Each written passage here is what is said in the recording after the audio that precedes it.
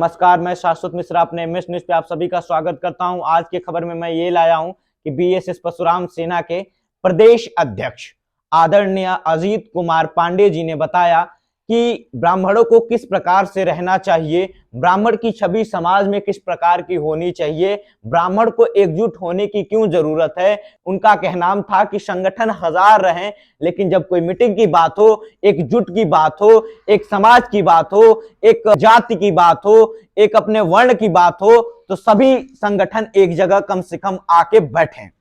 उनका कहना इस प्रकार का था और संगठन को बड़े ही सुचारू रूप से अब उन्होंने बताया कि इस संगठन को चलाने के लिए आज की नई पीढ़ी, आज की युवा पीढ़ी इस समाज से जुड़ चुकी है और आप सभी को हमारे वीडियो के माध्यम से खुद ही देखने को मिल जाएगा। हम संदेश देना चाहते हैं कि सारी जाति बिरादरी एक हो गई है। जैसे पिछड़ी वाले पिछड़ी की बात करते हैं तो हम क्यों नहीं अब ब्राह्मण की बात। दिमाग का संतुलन गड़बड़ हो जाता है तो ब्राह्मण से टकरा। दूसरे के बारे में ब्राह्मणों ने सोचा है। सर्वे भवन्तु सुखिनः सर्वे सन्तु। बीएसएस परशुराम सेना की मीटिंग आज सरवा ग्राम में।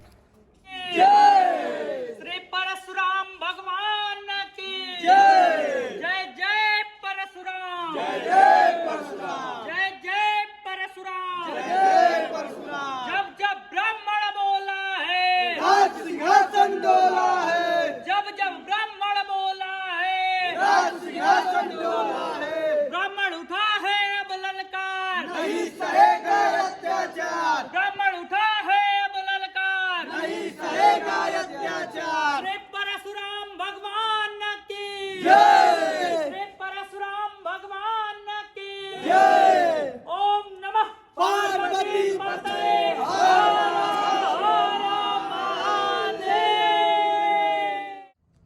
आप अपना परिचय बताएं। मेरा नाम पंडित अजीत कुमार पांडे, मैं प्रदेश अध्यक्ष बीएसएस परशुराम सेना।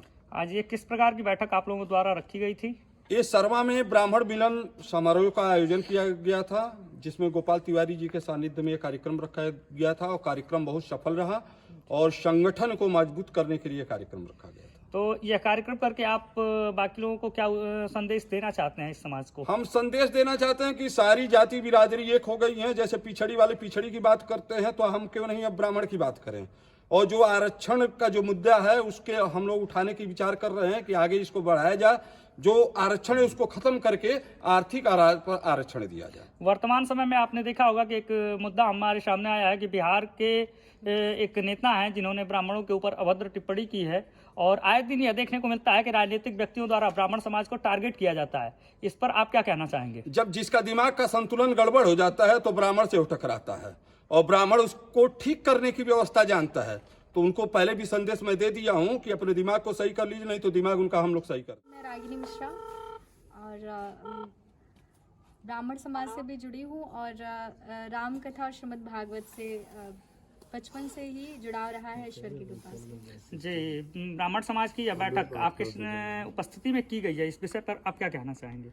जी, ये ब्राह्मण समाज की जो बैठक थी बहुत ही सराहनीय, लोगों का प्रयास रहा है और बहुत अच्छा ये कार्यक्रम हुआ है और जितने लोग थे सभी लोग ऊर्जावान मुझे दिखाई दिए और सभी ने इस संगठन को आगे बढ़ाने की एक बड़ा अनुपम प्रयास किया है।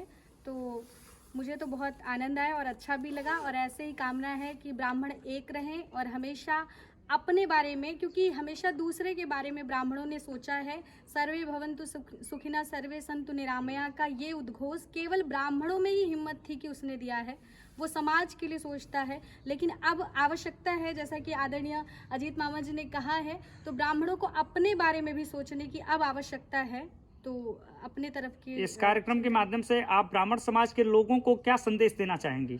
जी, केवल यही संदेश है कि आप सभी लोग एक हो जाएं, हम सभी लोग एक हो जाएं और एक हो करके इस संगठन को मजबूत बनाएं और जो आप सभी का जैसा उद्देश्य है इस संगठन का, उस उद्देश्य को पूर्ण होने में अपना महती भूमिका निभाएं। बीएसएस परशुराम सेना का यही कहना था, यही कहना था कि ब्राह्मण एक हो जाओ।